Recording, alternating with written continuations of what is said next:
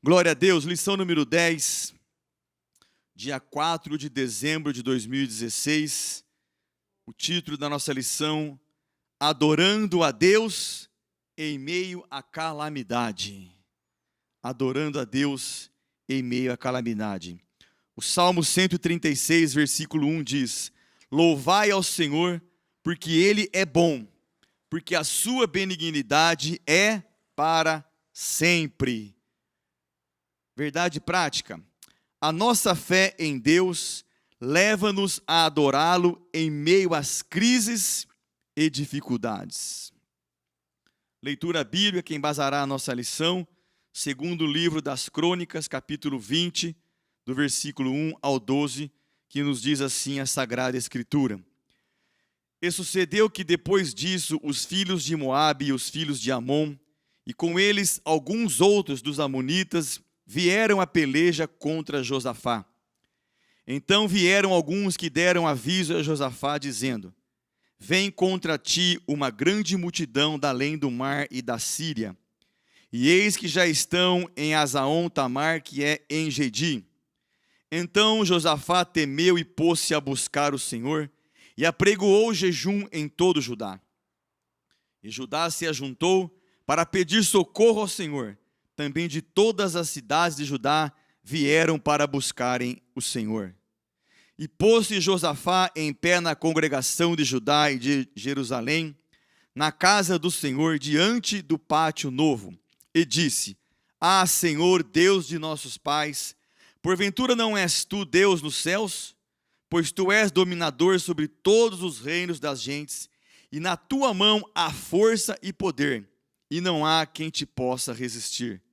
Porventura, ó Deus nosso, não lançaste tu fora os moradores desta terra, de diante do teu povo de Israel, e não adeste a semente de Abraão, teu amigo, para sempre?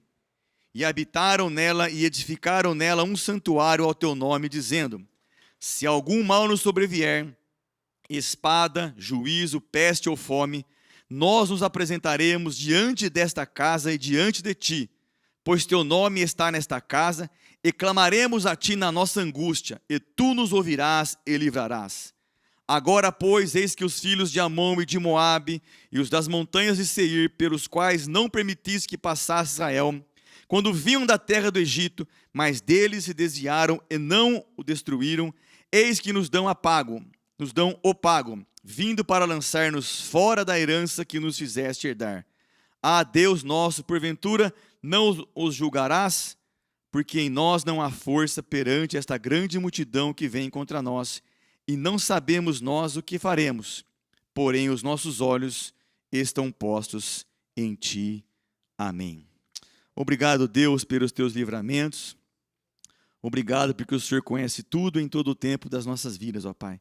Fala conosco hoje de manhã, instrui, orienta e capacita a nossa vida para que a nossa caminhada seja cada dia mais edificada tão somente na Tua palavra, Pai. Abre os nossos corações e a nossa mente para aquilo que o Espírito Santo falará aqui no santuário e pela internet. E usa mais uma vez, orienta pelo Teu Espírito Santo todos quantos estarão ministrando a Tua poderosa palavra. É a nossa oração em nome de Jesus Cristo.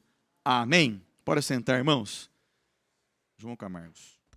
Queridos, a paz do Senhor, que bom podermos nos reunir uma vez mais para juntos estudarmos a palavra do Senhor.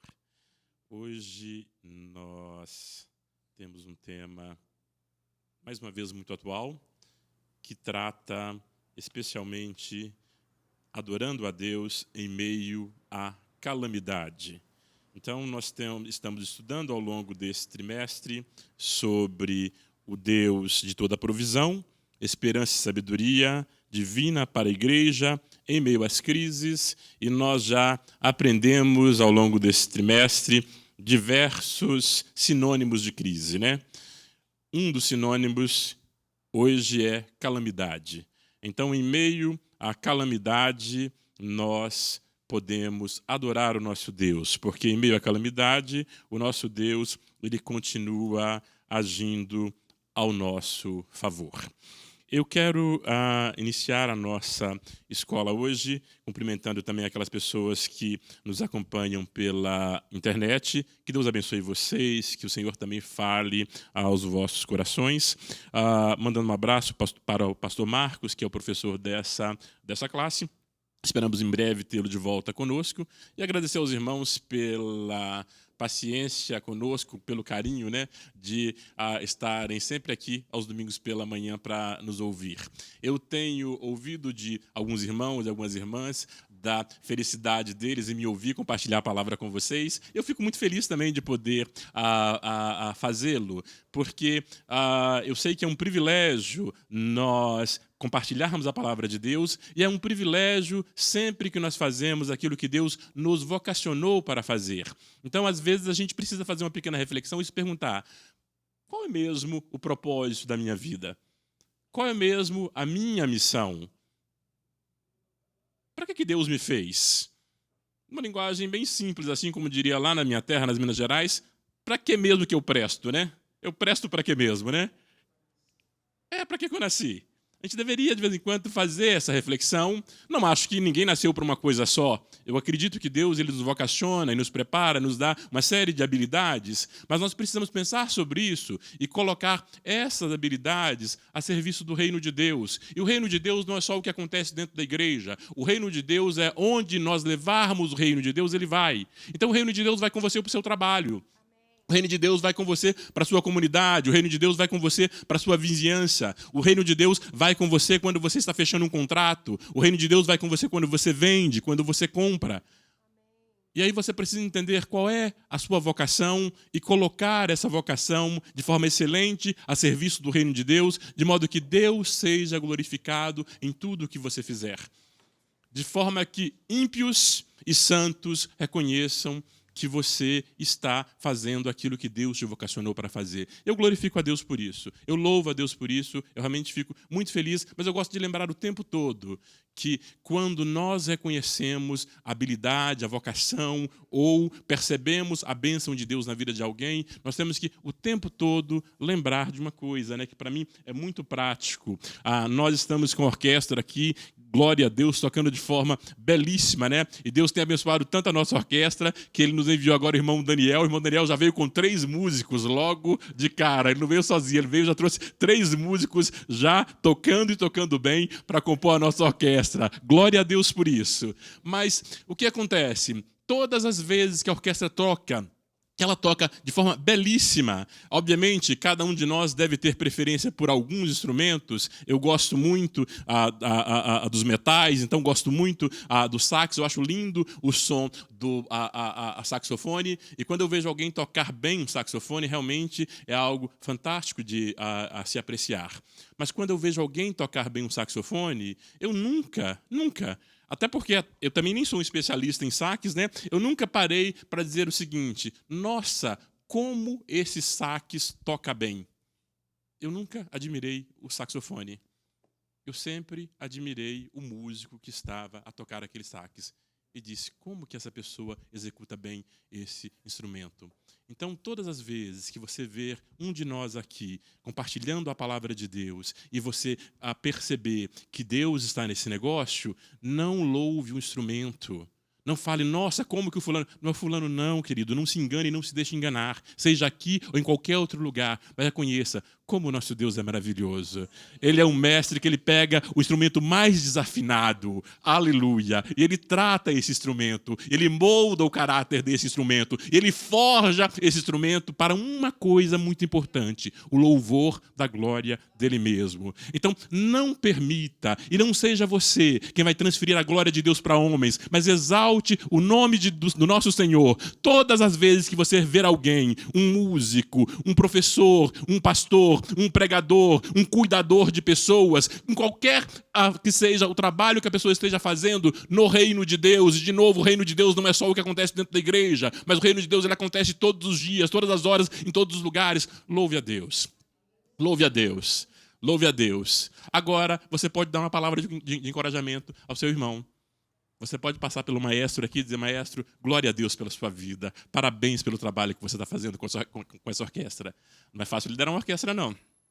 Eu gosto do pastor Jensen Franklin. Ele é pastor de uma grande igreja, da Life Church, que é uma grande igreja nos Estados Unidos. Eles têm reuniões assim aos domingos que deve ter, eu acho que, se pouco, 20.000 pessoas reunidas no mesmo templo. E ele diz o seguinte: olha, se há uma área onde realmente precisa orar muito e vigiar muito, é na área da música. Porque ele tem a impressão que quando Satanás foi expulso do céu, que o Satanás caiu exatamente lá no meio da orquestra da igreja dele. É o que ele diz. Brincando, é claro. Mas o fato é o seguinte: muitas das vezes, realmente, entre os músicos, por uma série de motivos, ocorre uma série de conflitos. Nós que não estamos entre eles como músicos, devemos orar para que Deus abençoe. Sabe por quê? Na verdade, todas as vezes que o Senhor estiver abençoando, todas as vezes que um trabalho estiver progredindo, haverá um levante do inimigo contra esse trabalho. E nesse levante do inimigo, o inimigo sempre encontra, às vezes, brechas em nós mesmos. E essas brechas levam à divisão, levam à rebelião, levam a prejuízo. Nós temos, então, que orar para que Deus continue abençoando a nossa orquestra, para que Deus continue fazendo prosperar. Ore por eles, mas não deixe de dar uma palavra de encorajamento ao maestro e aos músicos que estão aqui empenhados em fazer o melhor para o Senhor. É muito tempo de dedicação, de estudo, de ensaio. Nós, como igreja, precisamos reconhecer isso e louvar ao nosso Deus por isto, ao mesmo tempo, manter os nossos irmãos encorajados e motivados. Quero começar essa manhã também suplicando a vocês que orem pelo nosso país. Orem pelo Brasil. Orem pelo Brasil. Hoje mesmo é um dia que certamente haverão manifestações em várias cidades desse país. Nós não temos nada contra as manifestações. Nós também temos que fazer as nossas manifestações. A única diferença é que nós faremos as nossas manifestações de joelho, diante do trono, do Rei dos Reis e do Senhor dos Senhores. As nossas armas, queridos, não são armas naturais. Você pode fazer também as coisas naturais, mas não deveria ser natural que a igreja buscasse o natural. O natural é que nós busquemos o sobrenatural. E o próprio Deus diz na palavra dele: se o meu povo, que se chama pelo meu nome, se humilhar e orar e se converter dos seus maus caminhos, eu os ouvirei do céu e sararei a sua terra. A igreja tem essa responsabilidade. Aqueles milhões de pessoas que vão para a rua, muitos deles não entendem essa responsabilidade. Eles estão exercendo a responsabilidade deles com o nosso país. Eles não estão errados, não. Eles estão exercendo a responsabilidade deles com o nosso país da forma que eles acham ser a forma correta. Nós também somos responsáveis. E nós somos mais responsáveis ainda que eles. Sabe por quê? Nós conhecemos a palavra de Deus. Nós conhecemos o Deus que, de fato, pode mudar a história desse nosso país. E nós estamos agora diante de um momento que é um momento crítico para o nosso país. Ou nós vamos seguir um caminho de seriedade na aplicação da lei, independente de quem seja a pessoa que está sendo objeto, sujeito da aplicação da lei, ou nós vamos ter um país onde quem faz as leis continua legislando em causa própria e faz o que quiser fazer. Deus não compactua com injustiça. Se nós queremos a bênção de Deus no nosso país, nós precisamos orar para que leis como essas não sejam aprovadas e para que a justiça de Deus se estabeleça na nossa nação. Então, eu insisto com vocês, orem pelo nosso país. João, mas não faz diferença. Uma andorinha só não faz verão. Eu não sei que Bíblia que você está lendo. A minha Bíblia diz que a oração de um justo pode muito em seus efeitos. É de um. Quando eu oro com seriedade. Porque eu creio, aleluia, na palavra de Deus. E eu creio que Deus ouve e atende a oração de um justo. Basta um. Então você pode orar. Você pode crer que Deus responde. Eu estou muito irritado com o que acontece no nosso país. Eu estou irado com algumas coisas que acontecem no nosso país. Não é o objeto da nossa aula hoje, mas eu tenho orado sobre isso. Sim.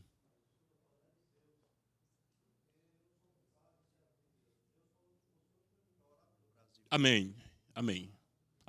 Então, oremos, queridos. Oremos todos os dias. Vamos manter o nosso país sob as nossas orações. Queridos, então vamos à nossa lição hoje, a lição de número 10. Já estamos quase no final do trimestre. Hoje, a lição de número 10. Como combinamos nos outros domingos, eu vou discorrer toda a lição com vocês e, ao final, nós teremos algum tempo para perguntas, para comentários, e eu quero também abrir essa mesma oportunidade para as pessoas que nos acompanham pela internet. Se vocês quiserem já enviar os questionamentos que estiverem durante a lição. Aliás, uma sugestão para vocês também na classe. Muitas vezes, ao longo da aula, você tem uma dúvida e acaba esquecendo de perguntar ao final porque passou o tempo, né? Então, é uma boa prática você ter um papelzinho com você aí, um lápis, uma caneta. Se não tiver, peça emprestada para o seu irmão do lado. Anote a sua pergunta, porque se você anotando, ao final você vai lembrar da sua pergunta e pode até, se não quiser, às vezes tem pessoas que são mais tímidas para falar ao microfone, então mande a pergunta que eu leio e nós vamos responder também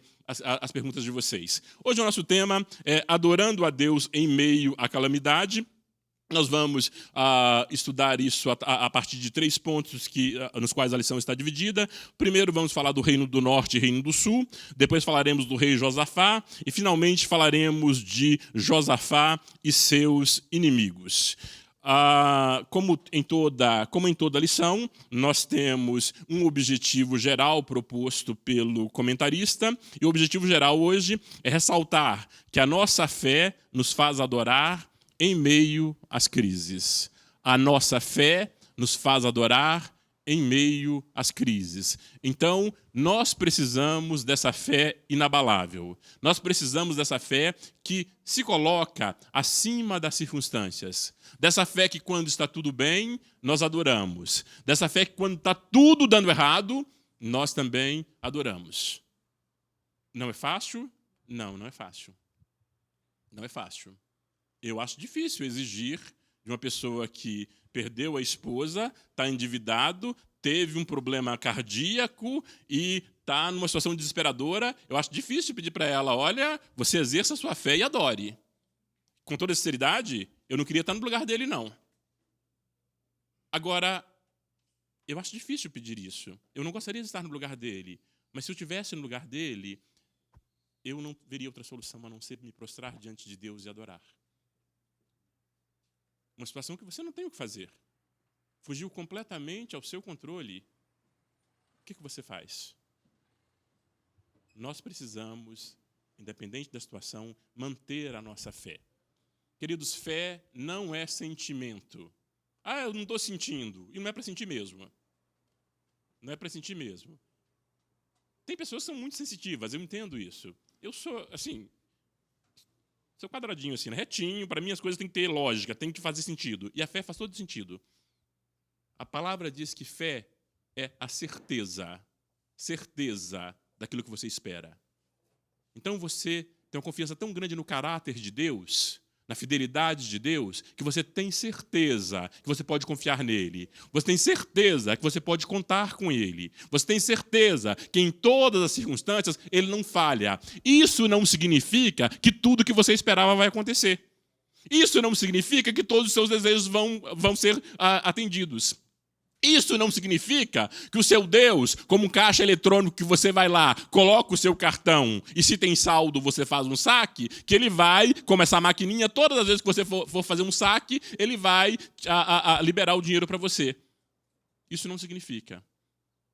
Mas isso significa que você sabe que todas as coisas concorrem para o bem daqueles que amam a Deus. Aliás, a palavra diz que todas as coisas concorrem conjuntamente para o bem daqueles que amam a Deus.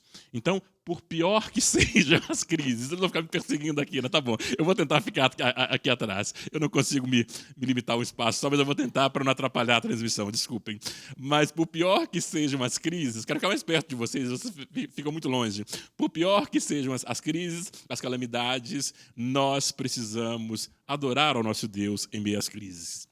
Nós vamos cumprir esse objetivo geral através de 3 objetivos específicos. O primeiro, apresentar um panorama do Reino do Norte e do Sul. Daqui a pouco vocês vão entender o que é isso. Mostrar quem foi o rei Josafá. É o segundo objetivo. E o terceiro é enfatizar a trajetória do rei Josafá e os seus inimigos. E nós seguimos o texto áureo da nossa lição. Ele diz... O texto áureo ele diz: louvai ao Senhor, porque Ele é bom, porque a sua benignidade é para sempre. Louvai ao Senhor, porque Ele é bom, porque a sua benignidade é para sempre. Você pode não estar sentindo nada, mas você precisa saber que Deus é bom. Deus é bom. Deus é bom. Ah, João, eu estou sofrendo tanto. Deus é bom. João, minha situação não está fácil. Deus é bom. Deus é bom. João, eu estou falindo. Deus continua bom. Deus é bom. Eu estou quebrado, João. Deus é bom. Deus é bom. Deus, Ele é bom em todo o tempo. Agora, nós precisamos reconhecer isso. E aí tem outro texto da Bíblia que eu gosto dele, porque esse Deus bom, ele diz o seguinte: provai e vede que o Senhor é bom. Então, se você tem dúvida, prove. Prove. Provai e vede que o Senhor é bom. Glória a Deus. A verdade prática da nossa lição, ela diz que a nossa fé em Deus leva-nos a adorá-lo em meio às crises e às dificuldades. Eu fico muito feliz quando eu encontro um irmão ou irmã que está passando por uma situação nada fácil e eu percebo que, a despeito desse período nada fácil da vida deles, eles continuam adorando ao Senhor. Eles continuam felizes com o Senhor. Eu contei para vocês aqui que há algumas semanas fui visitar a Apuquera, eu e a Sueli fomos visitar a Apuquera e o Josué, e eu fiquei muito feliz, porque não está fácil para ela, não. Não está fácil para ela, não. Eu não sei como é para você, se você tivesse que fazer uma cirurgia na sua coluna, colocar alguns ferros ali e ficar quase que completamente imobilizado. Você que, de repente, era alguém ligado a 220, ter que funcionar como lâmpada incandescente, ter que funcionar com o mínimo de energia possível, porque você não tem como gastar muito mais energia. Eu não sei como seria isso para você. Para ela está muito difícil, mas ela está feliz. Ela está glorificando o Senhor. Ela está dizendo: Deus é bom. E você percebe isso, não é para, não está falando para me agradar. Não está falando o que eu quero ouvir. Você percebe a sinceridade disso. Agora está fácil? Não está fácil, não.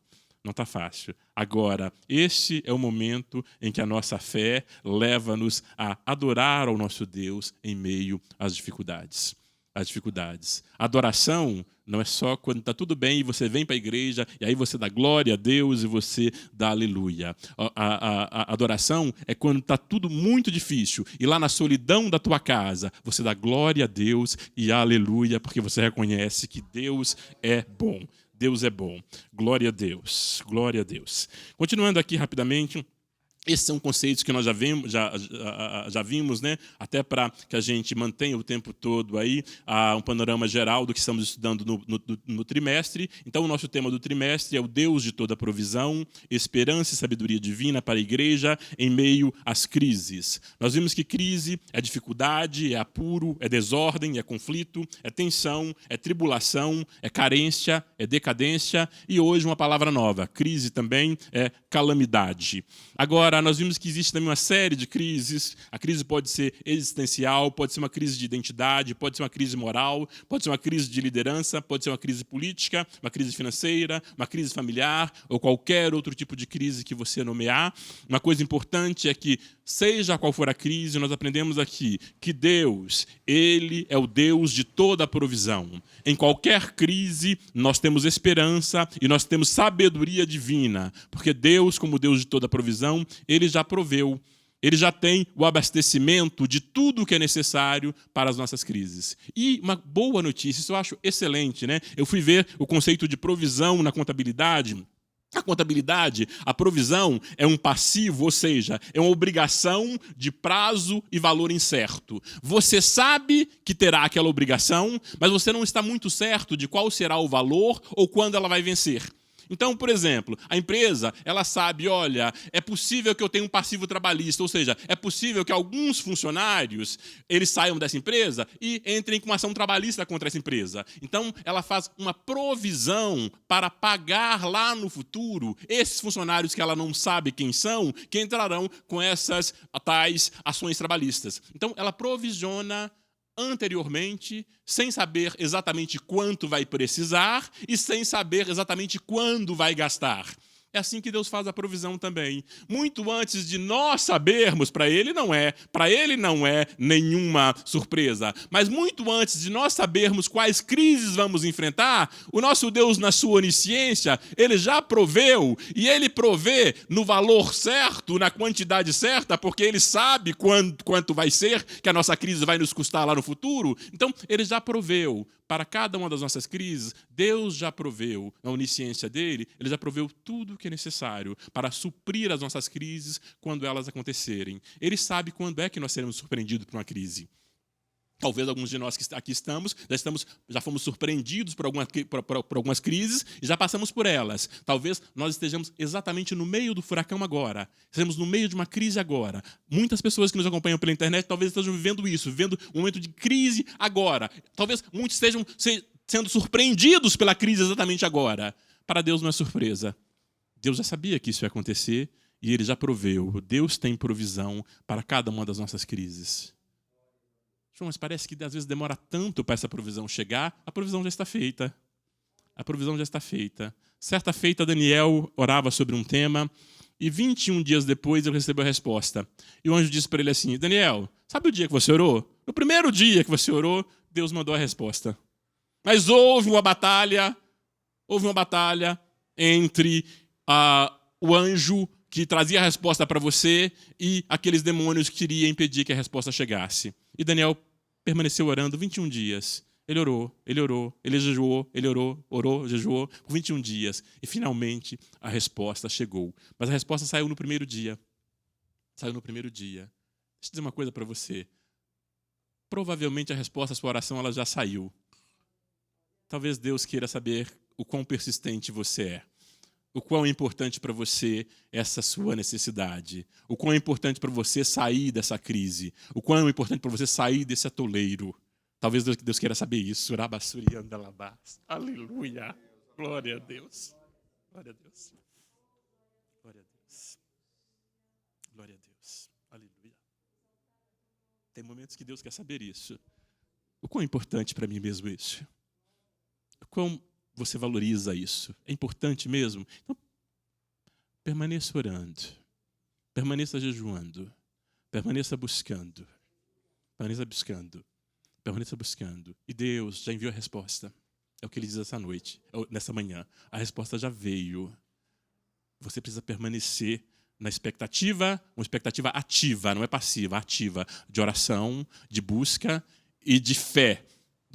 As suas palavras têm que ser palavras de quem crê na provisão. Deus já fez. Olha, eu não sei quando vai chegar a provisão, mas eu creio. Deus já provisionou tudo o que é necessário, todo o abastecimento, tudo o que é necessário, Deus, Ele já fez. Glória a Deus. A palavra-chave da nossa lição de hoje...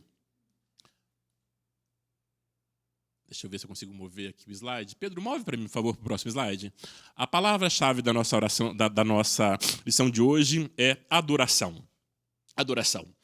Adorar, nós tivemos, na verdade, nessa igreja, alguns anos atrás, o pastor pregou uma série sobre adoração extravagante, onde eu não sei quanto a vocês, eu acho que uma das melhores séries que nós já ouvimos nessa igreja, nós experimentamos a glória de Deus de forma maravilhosa, uma visitação especial de Deus aqui naquele período. Por quê? Porque todas as vezes que nós adoramos a Deus, nós chegamos um pouquinho mais perto de Deus, e a palavra diz: chegai-vos a Deus, e Ele se chegará a vós.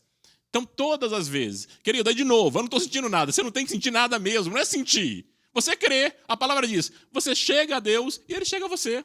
Todas as vezes que você avançar um pouquinho mais em direção ao seu relacionamento com Deus, Deus vai se aproximar um pouco mais de você. E você não vai sentir nada, mas você vai perceber a mudança na sua vida, você vai perceber a presença de Deus na sua vida, você vai perceber os milagres de Deus na sua vida. Você não vai sentir, as coisas vão acontecer. Por quê? Porque Deus está com você. Então, o que é adorar? Adorar é prestar culto. É uma expressão de afeto, de carinho, de homenagem ou submissão. Adoração é uma demonstração de amor exagerado, de amor excessivo. É uma demonstração de paixão. Adoração é uma ação através da qual se assume uma dependência de Deus. Então, adoração é uma ação através da qual se assume uma dependência de Deus. Eu gostaria que vocês ficassem nessa manhã com o conceito de adoração como dependência de Deus, porque esse é um conceito muito importante para a nossa lição. Nós vamos perceber um pouco mais à frente que Josafá, ele demonstra uma completa dependência de Deus e nós precisamos também aprender a depender exclusivamente do nosso Deus. A adoração ela é produzida com a voz, com as mãos, com lágrimas, com o corpo ajoelhado, com o corpo prostrado diante do trono de Deus. A verdadeira adoração, a adoração que agrada a Deus, é a adoração que toca o coração de Deus, é a adoração que faz com que Deus desça e habite no meio do seu povo. Essa verdadeira adoração, ela exige rendição. Você precisa se render, oferecendo-se a Deus sem limites, sem reservas, de todo o coração, de toda a alma e de todo o entendimento e de toda a força. Então, para adorar ao Senhor, você não pode se preocupar com o que vão pensar de mim. Aqui nessa igreja, não, eu não posso me prostrar aqui, porque aqui vai para a internet, os meus colegas do trabalho, que eu nem sei, estão vendo. Outro dia eu fui surpreendido por um colega de trabalho, que ele veio conversar comigo, ele estava numa situação um pouquinho difícil, falou, João, preciso conversar com você. Eu falei, vamos conversar, fomos almoçar, e aí ele me contou um pouco da história dele, conversamos um pouco, e ao final ele falou para mim, eu via umas mensagens que você pregou lá na sua igreja, eu não sabia que você era pastor. Eu falei, não, eu não sou pastor mesmo, mas eu coopero lá na minha igreja, às vezes ensinando, compartilhando no ensino da escola dominical, ou às vezes a convite do pastor, pregando em algum dos cultos. E ele disse, eu vi uma das mensagens e eu fiquei tocado pela mensagem. Eu falei, glória a Deus por isso. Mas se eu disser que aqui eu não vou ter liberdade para adorar, porque meus colegas de trabalho vão ver e vão pensar que eu sou louco, deixa eles pensarem que eu sou louco. O que as pessoas vão pensar a meu respeito? Vai estragar a minha maquiagem. Eu não uso maquiagem, ainda bem, né? As mulheres, vai estragar a minha maquiagem. Esse negócio de orar, de se derramar, não, isso vai estragar a minha maquiagem. Eu vou prostrar aqui e vão pisar na minha mão. Já disse, se eu estiver prostrado, você, por favor, não pise na minha mão. O que acontece? Eu não estou vendo nada e não quero nem ver. Agora você que está de pé tem a obrigação de ver onde é que você coloca o seu pé, né? Por favor. Mas o fato é, nós precisamos ter essa liberdade de adorar ao Senhor. Precisamos ter essa liberdade de adorar o Senhor, tanto no templo, como adorar ao Senhor na nossa privacidade, na nossa intimidade. Nós aprendemos aqui domingo passado que privacidade tem a ver com você e com a intimidade da sua família. Então você precisa aprender a adorar o Senhor na congregação, mas também precisa aprender a adorar ao Senhor na solidão. Jesus disse, olha, entra no seu quarto e fecha a sua porta e fala com o teu Deus que te ouve em segredo. Então, é importante que nós tenhamos essa intimidade de falar com o nosso Deus e adorá-lo também quando nós estamos sozinhos. Adoração é um estilo de vida. É um estilo de vida. A sua adoração começa quando você abre os seus olhos. É um estilo de vida. É um estilo de vida. Diariamente, 24 horas por dia, nós temos que lembrar, nós somos adoradores. Nós somos adoradores. Então, por que está todo mundo louco no trânsito, buzinando, feito louco, xingando, amaldiçoando, chamando para briga, e nós dizemos, Deus te abençoe, Deus te abençoe, Deus te abençoe? É que nós somos adoradores. É que nós somos adoradores. Por que quando acontece aquele negócio que tiraria do sério, aquele negócio que realmente queimaria o restinho do seu pavio, que já é curto, você respira fundo e diz, glória a Deus, Deus é bom. Por que você faz isso em vez de xingar, em vez de amaldiçoar, em vez de gritar, em vez de murmurar? Você faz isso porque você é um adorador. É um estilo de vida. Você se lembra o tempo todo. Como adorador, eu funciono como um adorador. A Bíblia disse que a mesma fonte que jorra água boa, não jorra água ruim. Então, a mesma boca que louva e que adora ao Senhor não pode ser uma boca que murmura, não pode ser uma boca que fala mal do próximo, não pode ser uma boca que xinga, não pode ser uma boca que chama para briga no trânsito. Não pode. João, mas é tão difícil. É difícil mesmo. Quem disse que era fácil? Quem disse que era fácil? Mas é bom quando nós percebemos que Deus está sendo louvado através da nossa atitude. Deus está sendo louvado através das suas pequenas atitudes do dia a dia. Diariamente você age como um adorador, como estilo de vida. E aí o que acontece? quando todos nós nos reunimos aqui no templo e temos a oportunidade de juntos prestarmos um culto de louvor e de adoração ao nosso Deus, aí o coração de Deus se alegra. Ele não se alegra só porque eu vim aqui e levantei a minha mão o mais alto que eu podia. Ele se alegra porque lá no meu dia a dia, lá naquele momento que eu deveria ter me irritado, perdido a minha paciência, blasfemado, xingado, Deus sabe que eu respirei fundo e disse, glória a Deus. E disse, Deus te abençoa. E me lembrei, Senhor, eu sou um adorador. Eu sou um adorador, me ajude a te adorar como estilo de vida. Nós precisamos fazer isto. A decisão de apresentar o seu corpo como sacrifício vivo, santo e agradável a Deus é individual e voluntária. Cada um de nós precisa tomar essa decisão. Eu não posso adorar por você. Eu não posso adorar por você. Eu não posso viver uma vida com um estilo de adoração para você. Só você pode fazê-lo. Só você pode tomar essa decisão. Quando você ora, você busca ao Senhor. Agora, quando você adora, Deus busca você. A palavra disse que Deus está procurando os verdadeiros adoradores, aqueles que adoram em espírito e em verdade. Então Deus te procura. Quando você adora, Deus te procura. É importante orar, que você busca ao Senhor. E a palavra diz, buscar-me-eis e me achareis quando me buscardes todo o vosso coração. Mas é importante também adorar. Quando você adora, você fica numa posição privilegiada. Agora é Deus, aleluia, procurando por você. E eu louvo a Deus porque eu estou certo que aqui nessa igreja, entre as pessoas da internet, entre as milhares de igrejas reunidas nesta manhã, Deus encontra muitos adoradores que o adoram em espírito e em verdade, e Ele é digno de toda a honra, de toda a glória e de todo o louvor. Vamos então à nossa lição. Logo no início da lição, a introdução, o comentarista diz assim, na lição de hoje estudaremos a respeito da crise política, desculpe, na introdução, eu estava lendo o texto aqui direcionado aos professores. Na lição de hoje, estudaremos a respeito da pior crise que o rei Josafá teve que enfrentar. Com a história de Josafá, aprendemos que em meio às crises devemos orar e buscar o socorro de Deus. Veremos que o rei jejuou e orou e confessou sua incapacidade para resolver tal situação. Josafá teve fé, por isso recebeu a vitória. Em um gesto de gratidão, ele louva e adora ao Senhor. Primeiro ponto, fala sobre o reino do norte e o reino do sul, e ele diz, a divisão do reino do norte de Israel. Os livros dos reis e das crônicas apresentam a história da divisão entre as tribos do norte e do sul em Israel. O reino do norte era formado por 10 tribos, a capital era Samaria. O reino do sul era formado por 2 tribos, Judá e Benjamim, e a capital era Jerusalém. Nos dias de Roboão, filho de Salomão, e Naamá, mulher amonita, o reino enfraqueceu. Com o enfraquecimento do reino de Israel, Roboão resolve aumentar a carga tributária, que já era pesada, desde os tempos de Salomão. Por causa desse encargo que Roboão não quis aliviar, os tributos, por causa desse encargo que Roboão não quis aliviar, as tribos do norte de Israel romperam com as tribos do sul.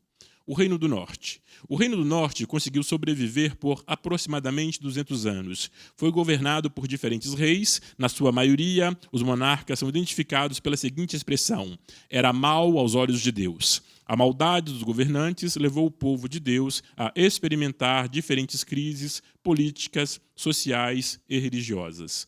O Reino do Sul. Segundo o guia do leitor da Bíblia, este reino foi regido por 19 reis que pertenciam à família de Davi.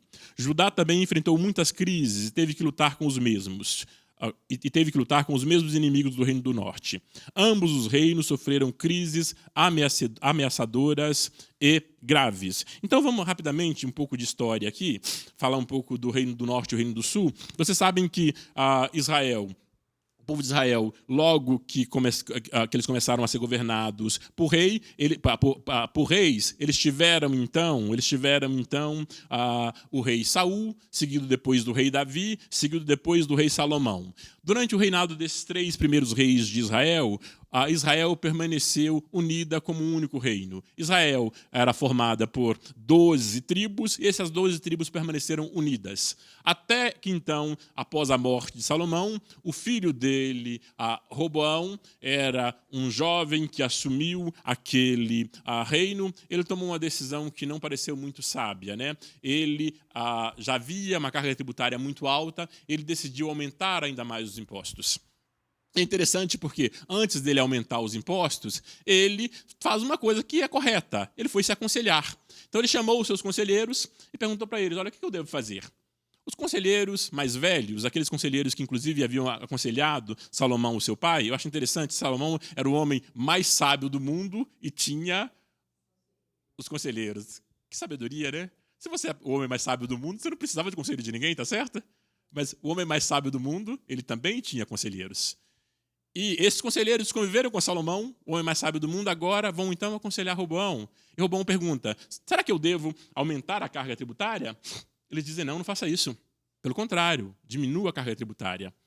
Mas aí, no momento, ele se aconselha com esses conselheiros, pessoas experientes. No outro momento, ele vai dar uma volta com seus amigos, tão jovens quanto ele, e pergunta para eles, o que vocês acham? Eles dizem para ele, olha, você está assumindo agora o reinado. Se você demonstrar essa fraqueza, vão montar em você. Você tem que mostrar que você é poderoso. Demonstra que você tem autoridade sobre esse povo. E aí, volta o Roboão, cheio de pompa e circunstância, e diz assim para os conselheiros, olha, quer saber? Se o dedo do meu pai se o braço do meu pai era pesado, eu vou mostrar para esse povo que o meu dedinho é muito mais pesado que o braço do meu pai. E aí, ele aumenta os impostos. E sabe o que acontece? Ele aumentou os impostos. 10 tribos do norte de Israel, elas se rebelaram e disseram, nós não aceitamos. E como elas não aceitaram, elas se rebelaram, elas se organizaram para dividiram, estabeleceram um rei sobre si, e desde então, o império de Israel, o reinado de Israel ficou dividido em reino do norte e reino do sul. No reino do sul só ficaram 2 tribos, Judá e Benjamim. O Roboão, que antes ia reinar sobre 12 tribos, agora, por falta de sabedoria, vai reinar apenas sobre 2 tribos. E, obviamente, isso causa um grande prejuízo para todo o povo de Deus. E as 10 tribos do Reino do Norte, então, passam a ser governadas por Jeroboão, enquanto as 2 tribos do Sul são governadas por Roboão. É importante entender isso do ponto de vista histórico, porque em algum momento da história, a gente vai perceber isso aqui, talvez no próximo slide, é uma pena, deixa eu ver se fica bom para vocês, não é muito pequeno realmente, né? Não dá para ficar muito maior, mas o fato é o seguinte, nesse slide nós temos todo o histórico dos reis que governaram Israel. Então, nos primeiros quadrinhos aqui, se vocês verificarem, esses quadrinhos da esquerda aqui, o primeiro deles nós temos, bem à esquerda, nós temos Saul.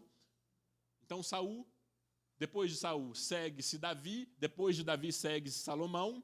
Agora, dá um close para mim no Reino do Sul, por favor, Pedrinho. O de baixo. E aí o que acontece? No reino do sul, logo após a morte de Salomão, então segue Roboão governando. Roboão vai a governar, depois dele Abias, depois Asa e depois Josafá, que é o rei da história que nós vamos estudar hoje. E lá no reino do norte, então, também sucederam uma série de reis. Agora vocês percebem que lá no Reino do Norte, Pedrinho, dá um close para mim no Reino do Norte, bem no finalzinho, onde está lá 722. Lá no Reino do Norte, no ano 722, eles somem da história. Eles somem da história. Por quê? Eles são conquistados por um povo, levados como escravos, são espalhados pelo mundo e o Reino do Norte some da história. O Reino do Sul continua, a história do Reino do Sul continua.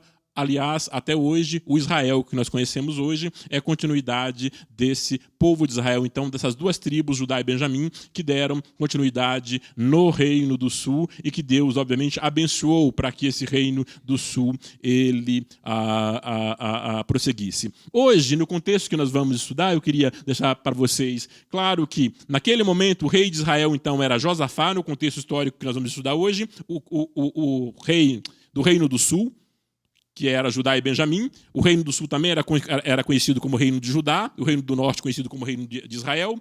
No Reino de Judá reinava Josafá. No Reino do Norte reinou simultaneamente, ao mesmo tempo que Josafá, no mesmo período, reinou Onri e depois reinou Acabe. Só para colocar um contexto, porque depois a gente vai falar especialmente de uma aliança de Josafá com Acabe. Então, o que nós vemos aqui nessa divisão do reino? Já comentei com vocês. Primeiro, uma rebelião que aconteceu por falta de sabedoria do rei. Quando você está na posição de autoridade, você precisa ter sabedoria. A posição de autoridade pode ser uma posição de pai, pode ser uma posição de mãe.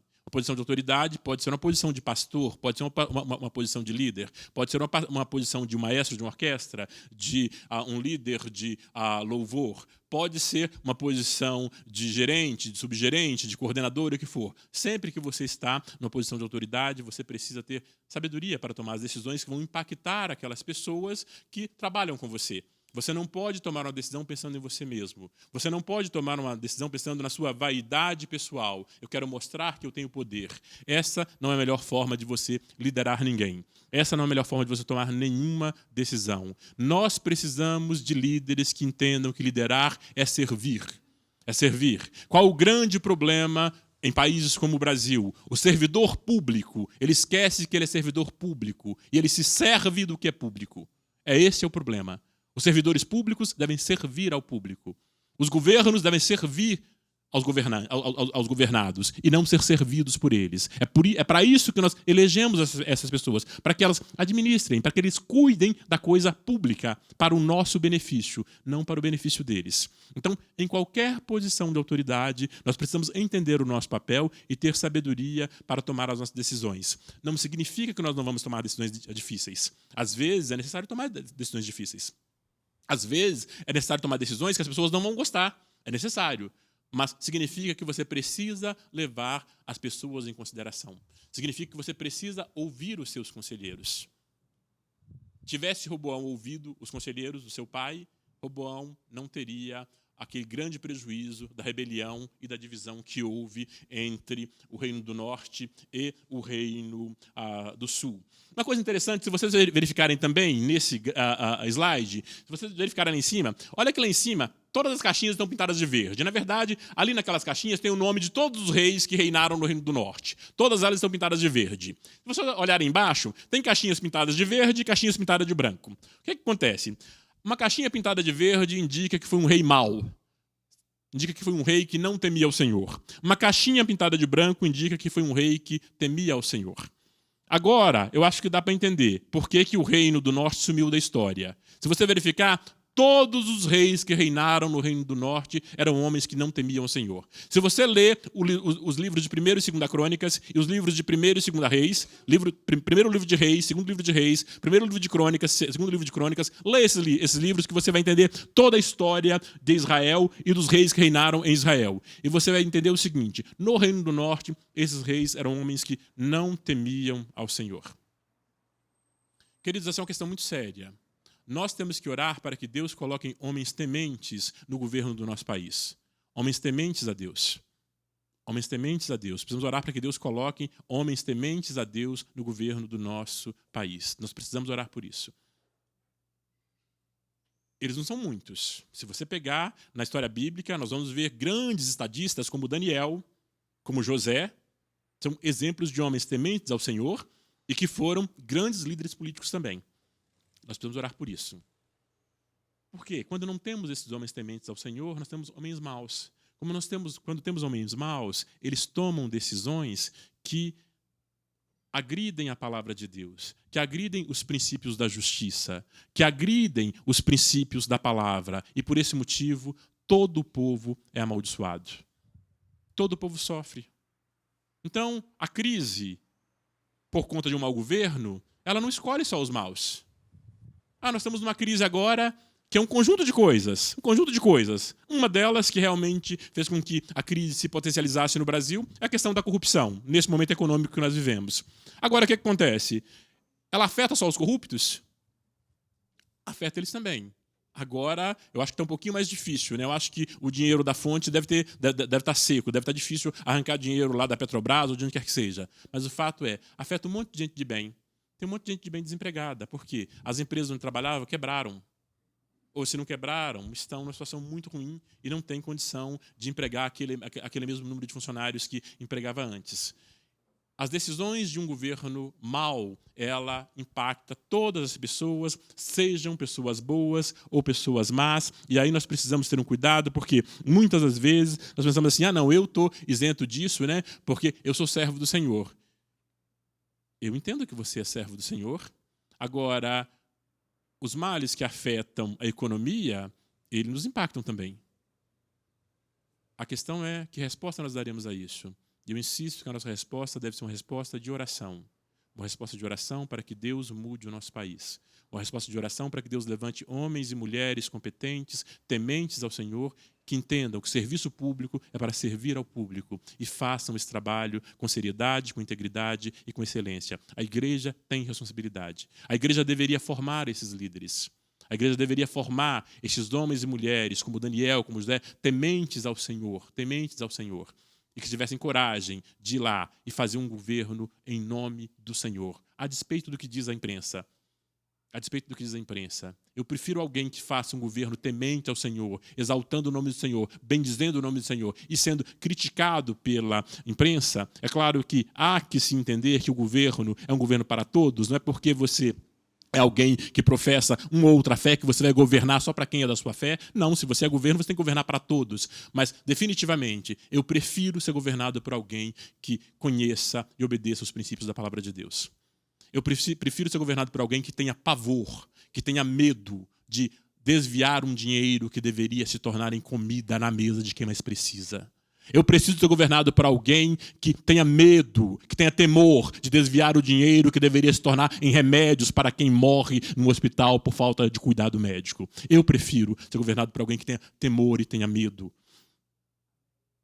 E faça isso. Se vai fazer em nome de Deus, que faça isso em nome de Deus, mas que faça isso com muita seriedade e com muito temor. Nós precisamos desses homens e dessas mulheres na nossa geração. Precisamos orar para que Deus faça isso e nós precisamos educar os nossos filhos para que sejam esses líderes que a nossa nação tanto precisa. Oremos. Nós, igreja, temos essa responsabilidade. Precisamos orar por misericórdia do Senhor, para que aqueles que se dizem representantes dos evangélicos sejam homens e mulheres íntegros, para que eles não se misturem, para que eles não sejam iguais a tudo mais e envergonhem o evangelho de Cristo. Nós precisamos de homens e mulheres tementes ao Senhor na atitude, não somente nas palavras. Avançando aqui, queridos, vamos então para o nosso ponto 2. Então é importante entender isso. Rebelião produz divisão, e tudo por falta de sabedoria. Então seja sábio na sua casa, seja sábio. A Bíblia disse que não é bom que um reino esteja dividido. Um reino dividido ele não prevalece. Esposo, esposa, tem que haver entendimento. Eu, às vezes, observo em alguns casais, tem umas coisas que na minha cabeça é tão fácil de resolver. Né? Uma vez eu vi um casal em pé de guerra porque eles discordavam sobre a cor que eles iam pintar uma parede da casa. Se fosse a casa toda, mas era uma parede da casa só, eu falo, meu Deus, tenha misericórdia, né? Que falta de problema real, né? Por que a gente cria problema tão sério por causa da cor de uma parede da casa? Agora, a realidade é, muitas vezes a gente cria problema por muito menos que isso. Precisamos estar unidos. Maridos e esposas precisam estar unidos. Pais e filhos precisam estar unidos. Quando nós estamos unidos, o inimigo não prevalece contra nós. Quando nós estamos unidos, o inimigo ele não prevalece contra nós. Mesma coisa na igreja. Nós também precisamos estar unidos na igreja. Às vezes, nós discordamos por causa do hino ou de quem é que vai cantar o hino. Quem é que vai cantar? Ou de que hino que se cantou? Ou de que mensagem que se pregou? Eu não gosto de mensagens como essa que toca na minha ferida. Ou você deveria amar essas mensagens, que essas mensagens que estão ajudando a sarar as suas feridas, a tornar você alguém mais próximo ao padrão que Deus espera de você. Você deveria amar essas mensagens. Toda vez que eu ouço uma mensagem que me deixa na comodidade, me incomoda. Eu não aprendo quando eu estou na comodidade. Eu não cresço quando eu estou na comodidade. Agora, toda vez que eu ouço uma mensagem que toca na minha ferida, glória a Deus, eu estou precisando melhorar nessa área. Estou precisando melhorar nessa área. Então, que o Senhor fale, né? Fala a Deus, né? Fala a Deus. Agora, normalmente a gente diz fala a Deus quando está falando com o outro, né? Quando a gente acha que está falando com o outro, a gente diz fala a Deus. Né? Precisamos de mais fala a Deus quando Deus está falando com você. Fala comigo. Pode tocar na ferida, Senhor. Pode mexer. Está doendo, mas pode mexer, porque eu sei que o Senhor está curando. Enviou a sua palavra e o sarou. Quando a palavra mexe com você, é porque você está sendo curado. Glória a Deus. Vamos para o nosso próximo ponto, então, que fala sobre o rei Josafá. O segundo ponto da lição fala sobre o rei Josafá. Vamos lá. Quem era Josafá? Ele foi o quarto rei de Judá, com 35 anos de idade, foi corregente com seu pai, Asa era o nome do pai dele. Ele foi corregente, ou seja, reinou junto com o pai dele por 3 anos. Certamente ele teve como referencial de seu governo a espiritualidade do seu pai. Seu governo foi próspero. As escrituras sagradas afirmam que Deus era com ele, pois andou nos primeiros caminhos de seu pai, de Davi, seu pai. Nesse caso, quando a Escritura refere a Davi como seu pai, Davi, na verdade, ele não é o pai, mas ele é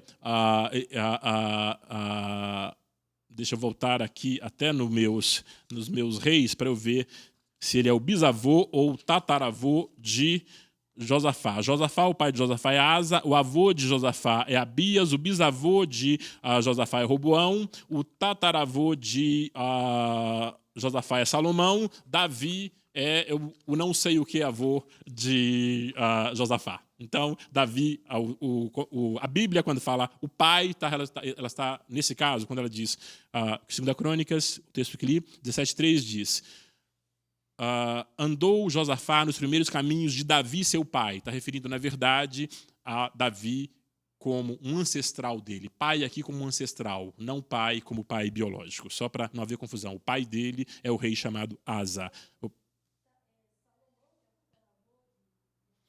Não de Acabe, de Josafá. Isso mesmo. E o Davi eu não sei o que é avô, eu não sei. Depois do tataravô, o que é? Eu realmente não sei. Se alguém souber depois... se vocês souberem, me fala, senão eu pesquiso depois e descubro. Eu realmente não sei o que é. Em inglês é bom, porque em inglês a gente usa... Então, em inglês, o avô é grandfather. O bisavô é grandfather. O tataravô é grandfather. Você vai só colocando gran, você chega lá. Nesse caso, em português não dá. Em português a gente não tem como fazer isso. Tem uma palavra específica que eu não sei qual é para identificar esse parentesco. Mas continuando rapidamente aqui. Ele anda nos caminhos de Davi. Josafá desfez os altares aos deuses que foram erguidos dos montes. Infelizmente, o reino de Judá tomou o caminho da idolatria, seguindo o mau exemplo do rei Acabe e da rainha Jezabel. Então, enquanto no reino do sul, Josafá reinava, e ele é um rei temente ao Senhor. No reino do norte reinava Acabe, e Acabe foi um mau rei. O cuidado de Josafá em instruir o povo. No 3º ano do seu reinado, Josafá ordenou aos levitas e sacerdotes que fossem às cidades de Judá e ensinassem o livro da lei do Senhor, de cidade em cidade. Esses homens reuniam o povo nas praças, uma vez que não havia sinagogas nem templos fora de Jerusalém, e ali ensinavam as pessoas. Instrução e temor. Os príncipes, os levitas, os sacerdotes ensinavam ao povo a lei de Deus. O ensino promoveu um grande temor no coração de todos. O temor a Deus é o princípio da sabedoria. Um povo que teme a Deus se tornará próspero. Glória a Deus. Continuamos aqui, então, no ponto 3, no ponto 2, sobre o rei Josafá. O primeiro ponto que eu queria realmente destacar é essa questão de herança e liderança. Herança e liderança. Josafá, então, ele sucede o seu pai, ele sucede Asa, que tinha sido um bom rei. Asa governou Israel por 36 anos, e nos últimos 3 anos do governo dele, ele dividiu o reinado com o seu filho Josafá, até que ele morre, e aí o seu filho continua governando por mais 25 anos, ou pelo total de 25 anos, Josafá governa o reino de Judá, ou o reino do sul. Mas o que ele recebe de herança? A palavra é tetravô. Obrigado, Pedro. Então, Davi é o tetravô de Josafá. Okay? Mas voltemos aqui, herança e liderança. Então, obviamente, Josafá tem toda essa herança. Tem herança de bons reis. Ele tem herança do tetravô dele, Davi. Mas, João, dá para receber uma herança do tetravô? Sabe o que nós aprendemos aqui? Eu louvo a Deus por isso. A Bíblia diz que Deus ele abençoa até 1000 gerações daquele que o amam. O seu amor ao Senhor hoje, o seu serviço ao Senhor hoje, o seu temor ao Senhor hoje, ele gera um depósito, ele gera uma herança que 1000 gerações irão desfrutar.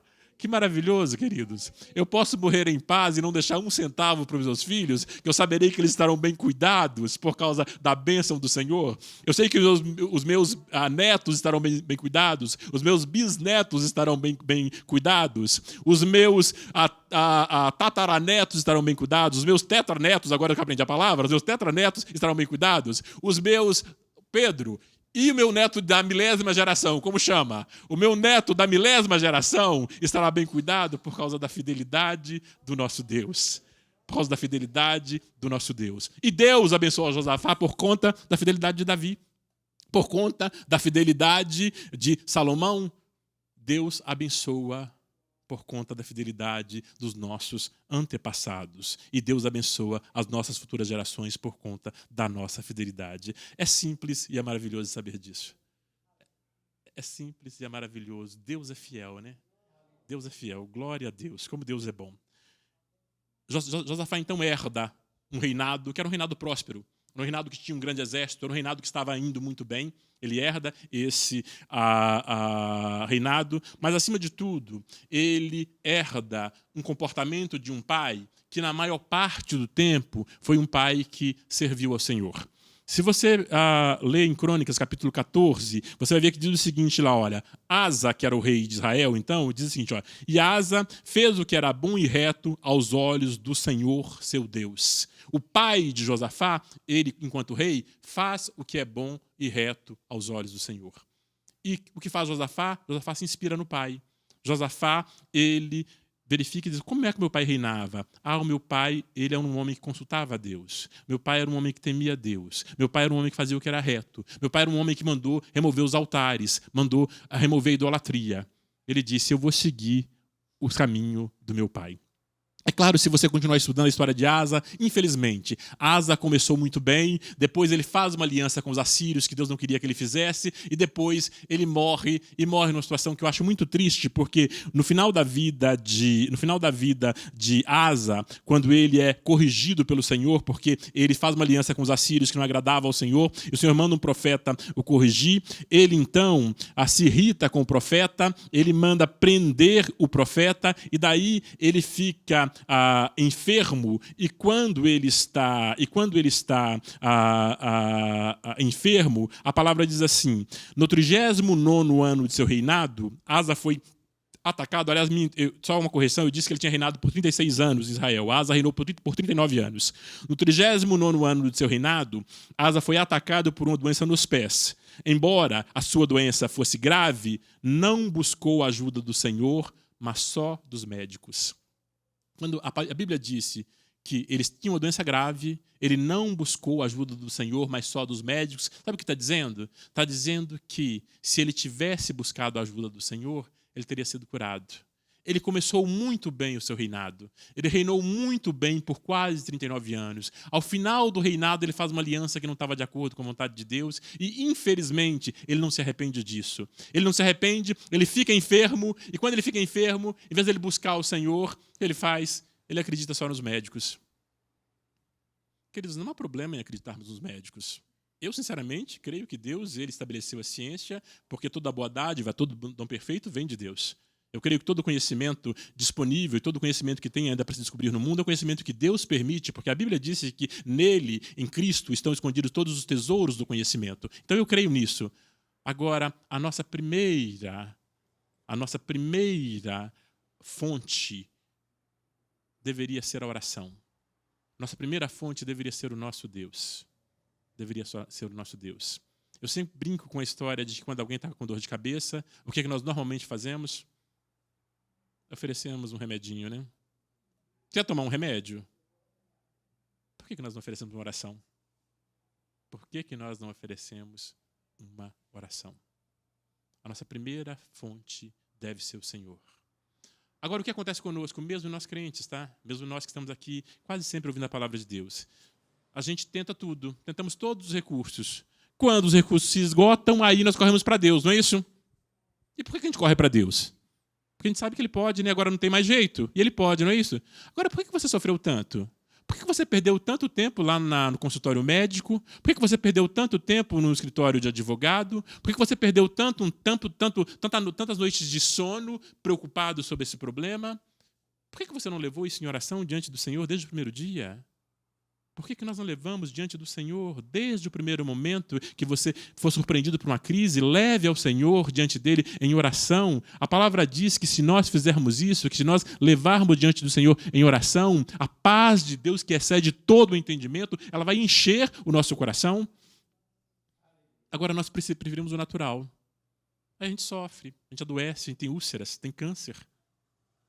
Por quê? Porque nós seguimos o caminho natural até que não tinha mais jeito. Ah, meu Deus, agora não tem jeito, agora deixa eu orar.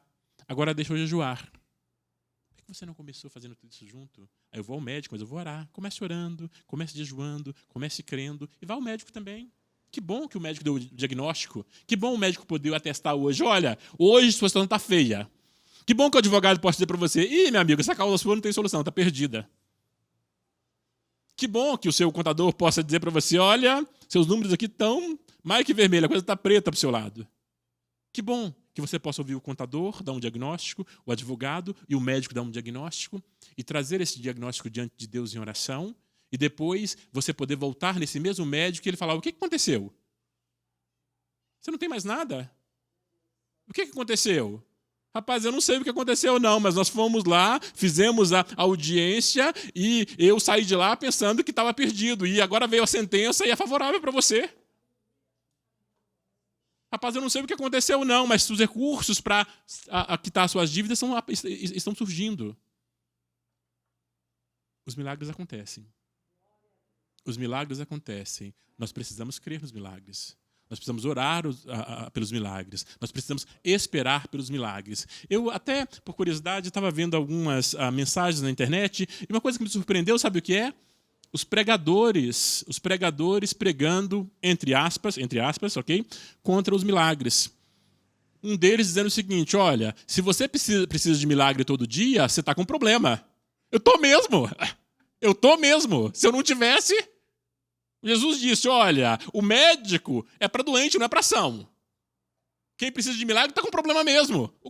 Que parte que o pregador não entendeu? Ele quer dizer o seguinte, que o milagre é só para uma situação de emergência. Eu concordo com ele que o milagre também é para uma situação de emergência. Mas eu quero dizer uma coisa assim para vocês. Eu não quero esperar por uma emergência para experimentar os milagres de Deus. Eu quero o milagre de Deus todos os dias da minha vida. Todos os dias. Eu prefiro que Deus envie o milagre antecipadamente e me salve da emergência do que estar lá na emergência para receber o milagre lá. Por que esperar pela emergência? Por quê? Então, se tem problema, eu tenho problema. Se para receber o milagre precisa ter problema, eu tenho problema e eu quero milagre. Eu tenho problema até que eu não sei. Sabe aquelas crises que nós não sabemos quando elas vão surgir? Eu sei que elas vão surgir, porque o próprio Jesus disse: no mundo tereis aflições. Mas antes que elas venham, eu estou orando e dizendo: Senhor, manda um milagre. Eu sei que o Senhor já provisionou, eu sei que já está tudo pronto, então manda o milagre, manda o milagre. E quem sabe, quando a crise chegar, eu vou surpreendê-la, porque o milagre já vai estar aqui. Eu vou dizer: crise, você chegou atrasada, o milagre já chegou primeiro. Aleluia! Glória a Deus! Não espere pela emergência, não espere a situação ficar preta, não espere você falir para buscar por um milagre. Busque hoje por um milagre. Faça um depósito, faça uma oração, coloque-se diante do Senhor agora, enquanto está tudo bem, porque quando vier um momento de dificuldade, você estará fortalecido no Senhor e passará muito bem, porque Deus, Ele é com você. Deus, Ele é com você. Então voltamos aqui ao nosso rei Asa. Ele começou bem, mas infelizmente ele termina mal, porque ele acaba fazendo uma aliança que não agradava ao Senhor e ele acaba não se arrependendo e ele morre no seu pecado, infelizmente. Mas o seu filho Josafá olha para ele e fala: opa, isso meu pai fez bem, o que meu pai fez bem, eu também quero fazer. E Josafá então faz um reinado consultando a Deus, ensinando o temor do Senhor. O texto que lemos da nossa revista diz que ele mandou os levitas, mandou os sacerdotes para eles: olha, vocês saiam pelas cidades e ensinem os mandamentos do Senhor. Olha que glorioso, né? Que bom se os nossos governos dissessem: olha, nosso plano aqui, o MEC fizesse um plano e dissesse: olha, nesse plano nosso, nós vamos ter um espaço para que ensinemos às nossas crianças o temor do Senhor. Eles não querem fazer isso, mas eles querem ensinar ideologia de gênero. Eles querem ensinar para as nossas crianças que você não é homem ou mulher. Você nasceu, você é um ser... Eu vou chamar de assexuado, porque eles estão dizendo o seguinte: olha, quando você nasce, você não é uma coisa nem outra. Ao longo do tempo você define. Ah, gente, pelo amor de Deus, é muito para minha paciência, né? O que acontece? Qual o problema que eles têm com a biologia que a própria ciência ensina? A biologia diz o seguinte: você nasce homem ou nasce mulher? É a biologia, não é a Bíblia, não. A Bíblia diz que Deus fez macho e fêmea. Agora a biologia diz que se você nascer menino, você é homem. Se você nascer menina, você é mulher. É a biologia que diz isso. Qual o problema desses nossos pedagogos quando vão estabelecer um currículo e querem enfiaram essas coisas no currículo para ensinar isso para as nossas crianças. Não são nem para adolescentes, não, são para as nossas crianças. Precisamos orar, queridos, orar pela nossa nação. É esse o tipo de projeto de lei que nós temos no nosso país. É um tipo de projeto de lei que leva-nos à maldição, que afasta a bênção de Deus da nossa nação. Como igreja, nós precisamos orar para que Deus tenha misericórdia do nosso povo e remova esse povo das posições deles. E, uma vez mais, coloque pessoas tementes lá. E você e eu precisamos nos preparar para ser essas pessoas tementes que vão fazer esse trabalho com competência para a glória de Deus e para mudar a nossa nação. Nós precisamos pensar sobre isso. Nós precisamos fazer um trabalho muito sério diante do Senhor para que a nossa nação seja abençoada. Seria bom que tivesse no nosso currículo um tempo de aprender o temor do Senhor. Josafá mandou: vai vocês levitas, sacerdotes, e ensinem o temor do Senhor. Ele queria um reinado onde as pessoas aprendessem o temor do Senhor. E sabe o que acontece? As pessoas aprenderam os mandamentos do Senhor, e porque elas aprenderam os mandamentos do Senhor, eles foram tão abençoados que as outras nações tinham medo de Judá. Elas não queriam entrar em guerra contra Judá. Então, por muitos anos, Josafá governou e não houve guerra. Por quê? Porque elas tinham medo. Elas ouviam falar do Deus de Josafá. Elas ouviam falar do que Deus estava fazendo. Ouviam falar de quão forte era o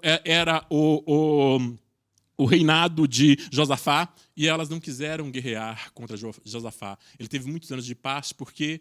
Porque ele viveu no temor do Senhor. O temor do Senhor é garantia de paz. Não significa que você não vai ter lutas, mas é garantia de paz. Então nós precisamos temer ao Senhor se nós queremos ter paz na nossa vida, na nossa casa, no nosso coração. Agora, uma coisa interessante, e aí a gente já vai fazer um link aqui com o ponto de número 3, é que, apesar de Josafá ele ser esse grande rei, ele ter, obviamente, um reinado realmente poderoso, diz que o exército de Josafá tinha mais de 1 milhão de soldados, então era um exército extremamente poderoso para aquela época, e Deus enriqueceu, Deus fez com que Josafá prosperasse. Se você pegar o texto de 2 Crônicas, capítulo 17, onde começa a história de Josafá, ele começa dizendo assim: Josafá, filho de Asa, foi o seu sucessor e fortaleceu-se contra Israel, ou seja, contra o reino do norte, posicionou tropas em todas as cidades fortificadas de Judá e pôs guarnições em Judá e nas cidades de Efraim que seu pai Asa tinha conquistado. O Senhor esteve com Josafá em seus primeiros anos, ele andou nos caminhos do seu pai Davi. Ele andou nos caminhos que seu pai Davi, que já descobrimos que seu tetravô Davi tinha seguido, não consultou os Baalins, mas buscou o Deus de seu pai e obedeceu os seus mandamentos, não imitou as práticas de Israel. O Senhor firmou o reino de Josafá e todo o Judá lhe trazia presentes, de maneira que teve grande riqueza e honra. Ele seguiu corajosamente os caminhos do Senhor, além disso, retirou de Judá os altares idólatras e postes sagrados. Josafá segue o caminho do pai dele, manda remover altares idólatras, manda ensinar o temor do Senhor e se torna um rei extremamente poderoso. Agora, um rei extremamente poderoso, ainda que houvesse, obviamente, um temor dos inimigos e por muitos anos ele teve paz, nós vamos agora para o ponto 3, que a gente vai ver aqui que agora ele sofre uma ameaça. Josafá e seus inimigos. A perigosa aliança feita com Acabe. Josafá tornou-se rico e próspero, mas deixou de buscar ao Senhor e passou a agir por si mesmo, confiando apenas na sua capacidade e nos seus bens. Olha o perigo. Passou a agir por si mesmo, confiando apenas na sua capacidade e nos seus bens. Ele fez uma aliança com Acabe, que era o rei do Reino do Norte, um rei perverso, que juntamente com sua esposa estabeleceu o culto a Baal no Reino do Norte. A aliança selada por meio do casamento com uma das filhas de Acabe lhe traria derrota moral, física e espiritual. Deus usou o profeta Jeú para repreendê-lo. O profeta mostrou ao rei Josafá o quanto a aliança que ele havia feito com Acabe aborrecera ao Senhor. Alianças feitas sem orientação e a permissão de Deus sempre trazem prejuízos. Josafá enfrenta a ameaça dos inimigos. Os amonitas, os edomitas e os moabitas uniram forças para invadir Judá, cruzando o mar em direção a Engedi. Eles formaram um exército com muitos soldados, cavalos e armas. Então Josafá temeu os seus inimigos, o seu medo levou a buscar a Deus com jejum. Infelizmente, muitos só se lembram de buscar a Deus quando estão cercados pelas dificuldades. Não deixe para buscar a Deus somente nos tempos de crise. Busque-o sempre. Ação de Josafá. Ele precisou agir rápido, pois um grande exército formado por vários inimigos vinha em sua direção. No momento da aflição e desespero, Josafá invocou o nome do Senhor e apregoou um jejum. A oração e o jejum nos ajudam a vencer as crises. Era uma nação inteira buscando a Deus. Nenhum crente deve duvidar do poder da oração. O povo se humilhou diante de Deus, mostrando sua total dependência do Senhor. O objetivo era buscar o socorro e a misericórdia de Deus diante do iminente ataque do inimigo. Não há crise que não possa ser vencida quando oramos, jejuamos e confiamos no Senhor. Davi, em um dos seus cânticos, declarou: uns confiam em carros, outros em cavalos, mas nós faremos menção do nome do Senhor nosso Deus. É tempo de invocarmos o nome do Senhor em favor da nossa nação. Precisamos orar e jejuar a fim de que a crise política e econômica seja solucionada. Jesus declarou que determinadas castas de demônios só podem ser expelidas pela oração e pelo jejum. Deus mandou o profeta dizer ao povo que eles não precisariam lutar nem temer, pois ele mesmo sairia e pelejaria a favor deles. Josafá e seus súditos creram na palavra de Deus e adoraram e louvaram ao Senhor. Houve grande júbilo e a certeza da vitória que o Senhor daria ao seu povo. Quando os exércitos inimigos se aproximaram de Jerusalém e ouviram o som dos louvores, dizem as Escrituras Sagradas que eles caíram em emboscadas e se destruíram uns aos outros, sem que ninguém do povo precisasse fazer qualquer coisa. Os exércitos inimigos foram desbaratados porque Deus os confundiu. Aprendemos que o inimigo não pode resistir ao povo de Deus quando há oração, jejum e verdadeira adoração. Conclusão: a história de Josafá é uma história de proezas. Ele buscou ao Senhor em jejum, oração e adoração e Deus lhe concedeu a vitória em tempos de crise. Se você está enfrentando, como o rei Josafá, uma terrível crise, não desanime. Não se renda diante das ameaças do inimigo. Ore, jejue, adore e veja o livramento do Senhor. Glória a Deus. Vamos lá então, queridos. Estamos quase finalizando. A primeira coisa que eu quero destacar nesse último ponto é o perigo do sucesso. Então lá vai Josafá, um bom governo, temente ao Senhor, sendo honrado, recebendo presentes até dos inimigos, fortalecendo o seu exército, e está indo muito bem Josafá. De repente, o que faz Josafá? Josafá faz uma aliança com o inimigo. Faz uma aliança com Acabe, que era rei do norte, era rei em Israel, ou seja, no reino do norte, e Acabe era um rei mau. Era um rei perverso, era um rei que não temia ao Senhor. Acabe era casado com uma mulher chamada Jezabel, e essa mulher trouxe a adoração a Baal para dentro do estado de Israel, e por conta disso, Deus abominava Acabe e toda a sua família. E o que faz Josafá? Josafá, que foi tão cuidadoso em ensinar ao povo, em enviar sacerdotes e levitas para ensinar ao povo os mandamentos do Senhor, ele dá uma derrapada terrível. Sabe o que ele faz? Ele permite que o seu filho se case com a filha de Acabe. Ele permite que o filho dele, um homem temente ao Senhor, que certamente educou o filho no temor do Senhor, se case com a filha de Acabe. Talvez ele tenha pensado, né?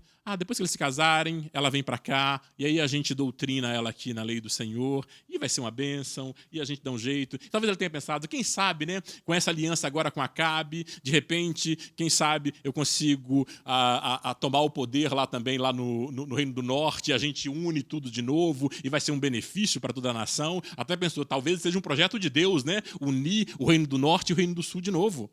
Talvez ele tenha pensado isso. Talvez as intenções dele tenham sido as melhores, mas qual o problema? A intenção parecia boa, mas ele estava fazendo uma aliança com o inimigo. Estava muito bem sucedido. Quando está lá no auge do sucesso, começa a tomar decisões sem consultar ao Senhor. Começa a tomar decisões sem se importar com o que o Senhor pensa. Começa a tomar decisões sem consultar o seu pastor.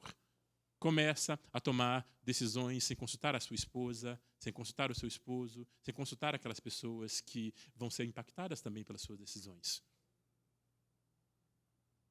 Temos que ter muito cuidado com o sucesso, com a riqueza. A riqueza ela funciona como um lenitivo, né?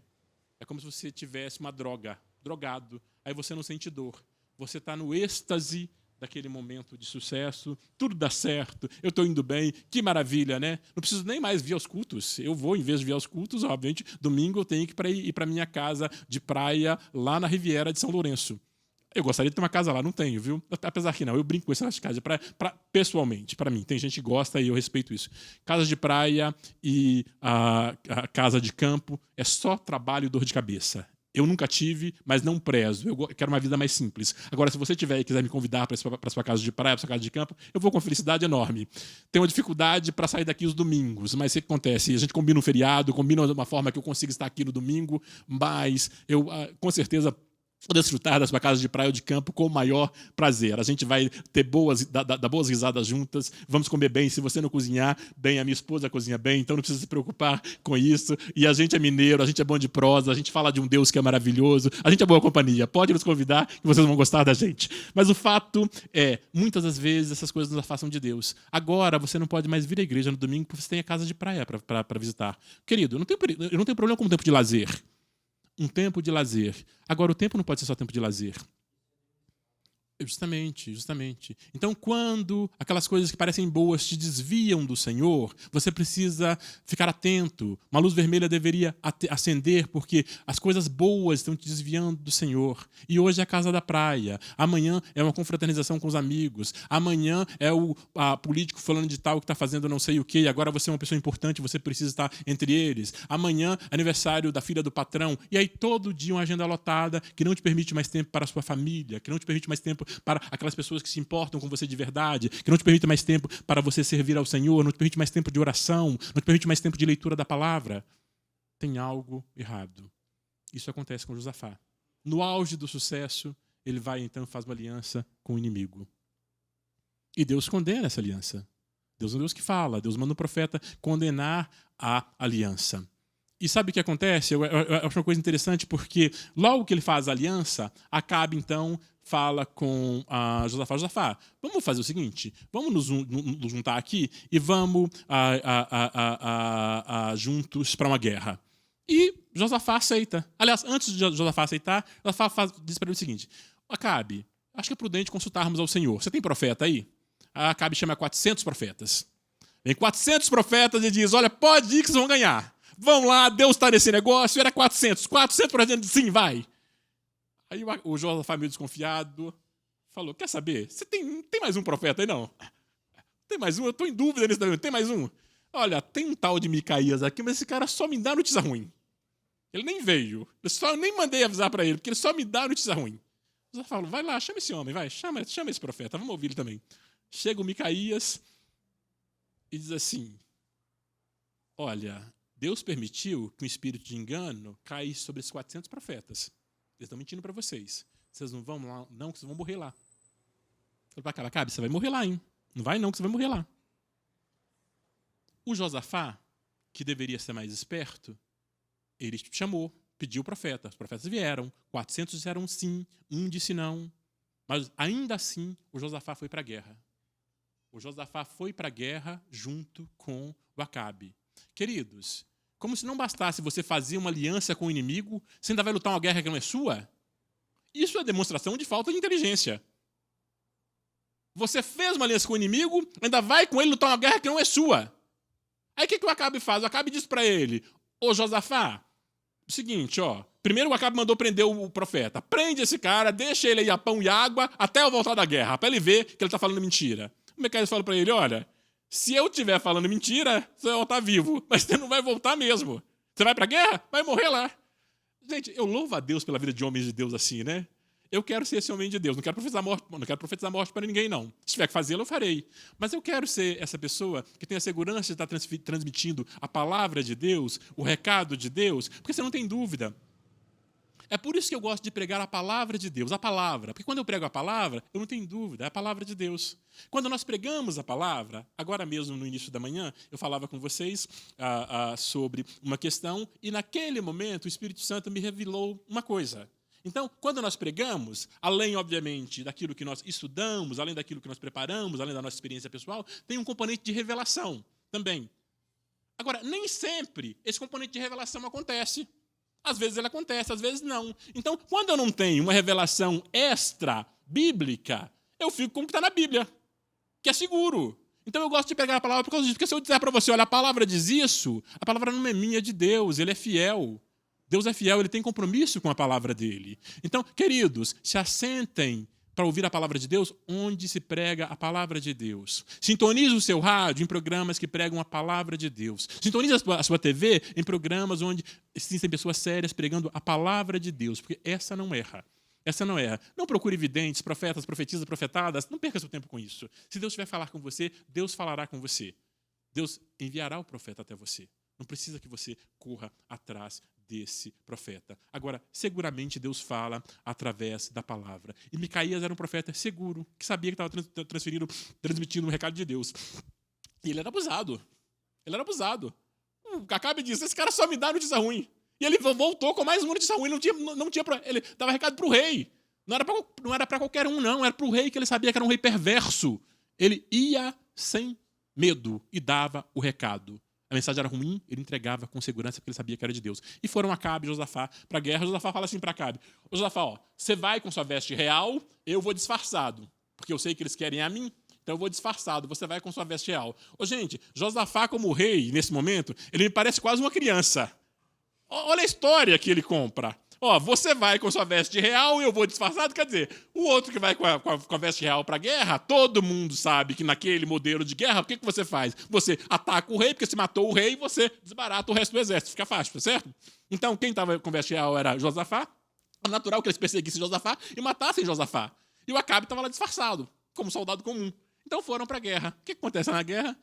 Aconteceu exatamente isso. Foi o exército de Acabe, foi o exército de Josafá, tiveram várias baixas, o pessoal viu que Josafá estava lá, o exército inimigo, perseguiu Josafá, quis matá-lo. Quando quiseram matá-lo, aí ele lembrou de Deus, né? A coisa ficou feia. Ele, Deus, tem misericórdia, né? E Deus teve misericórdia dele, Deus o poupou, e ele não morreu naquela guerra. Aí o que acontece? A guerra tinha acabado praticamente, o pessoal estava voltando, a batalha tinha dado a finalizada, estava voltando. Aí um soldado estava com uma flecha lá e falou assim, você me deu essa flecha, nem gastei ela, não fiz nada. Ele colocou a flecha no ar e lançou a flecha, lançou a esmo. Ele lançou a flecha a esmo. Sabe aquela flecha que lançou a esmo? Sabe quem que ela encontrou no caminho? Aquela flecha que lançou a esmo encontrou Acabe. Disfarçado. A flecha encontrou ele e Acabe morreu naquele dia, como o profeta havia profetizado. Deus é tremendo. Quando Deus quer fazer, não existe quem possa impedir Deus de fazer. Se Deus disser que vai fazer, ele faz. Se Deus disser que vai acontecer, vai acontecer.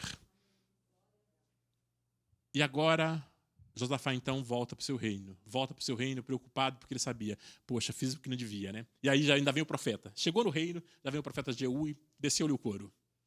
Falou, olha, Deus não está feliz com isso, não. Não era para você fazer a aliança com Acabe, não era para você ir lutar aquela guerra. Você está seguindo o mesmo caminho do seu pai. Lembra que seu pai também fez uma aliança com a Síria? Lembra que seu pai também foi fazer lá uma guerra que não deveria ter sido feita? Pois é, Deus não está feliz com isso. E aí o que acontece? Por conta dessa desobediência, por conta desse desvio, por conta dessa aliança de Acabe de Josafá com o rei Acabe, agora então os inimigos se levantam para guerrear contra o reino de Judá. O tempo todo ninguém tinha se levantado, porque eles temiam o reino de Judá. Agora, eles sabiam. O pessoal tinha contado lá, nós fomos para a guerra, sabe quem estava lá? O Acabe morreu lá. A gente nem sabe como. A gente nem sabe como ele morreu. Porque nenhum soldado disse, eu matei. O cara que lançou a flecha a esmo nem sabe que matou o rei. Mas o cara era o cara. Ele matou o rei e poderia ter recebido uma série de premiações e nem recebeu. Porque ele também devia ter lançado a flecha e ido atrás, né? Deixa eu ver onde ela vai cair. Eu lembro quando a gente era a criança, soltava pipa, os meninos não sei se fazem isso hoje ainda, soltava pipa, e aí tinha as competições lá de pipa pra gente tentar mandar embora a pipa do outro. Mas quando ia uma pipa embora, a gente saía correndo pra saber onde ela ia cair, né? O flecheiro deveria ter feito isso e ver onde a flecha dele caiu. Ele seria condecorado por ter matado o rei Acabe. Mas o fato é, Acabe morreu, e aí o pessoal voltou dizendo, olha, Acabe morreu e nós colocamos Josafá para correr. Então a notícia de que aquele exército colocou Josafá para correr, a notícia corre, gente. E agora o povo já não respeitava e não temia mais Josafá.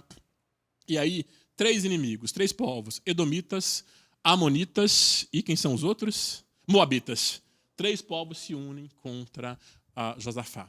Deixa eu voltar um pouquinho na questão das alianças. Muito cuidado com as alianças que você faz. Aliança pode ser uma aliança de casamento, pode ser uma sociedade, pode ser um pacto, pode ser um acordo. Muito cuidado. Não faça alianças com o seu inimigo. A intenção pode ser boa, mas não faça. Jovens, não case pensando que você vai converter alguém. Quem converte é Jesus. Se você quer casar com uma pessoa abençoada, case com quem já está em Jesus. Case com quem já serve a Jesus. Gente, seja inteligente. Seja inteligente. Quando a gente casa, a gente tem que casar com quem tem herança. Herança. Casa com pobre, não. Casa com herança. E aí eu falo de herança espiritual. Os pais de vocês estão aprendendo aqui na classe que Deus, Ele abençoa até 1000 gerações. Por causa do nosso temor ao Senhor, 1000 gerações. Nossos filhos, nossos netos, bisnetos, tetranetos, não sei o que netos, serão abençoados por causa do nosso temor ao Senhor. Então, se você vai casar, case com quem tem herança. Eu me dei bem. Minha esposa nasceu no Evangelho, a mãe dela também já tinha nascido no Evangelho, o pai dela tinha nascido no Evangelho, servo do Senhor, serviu ao Senhor com fidelidade, era uma bênção na casa do Senhor.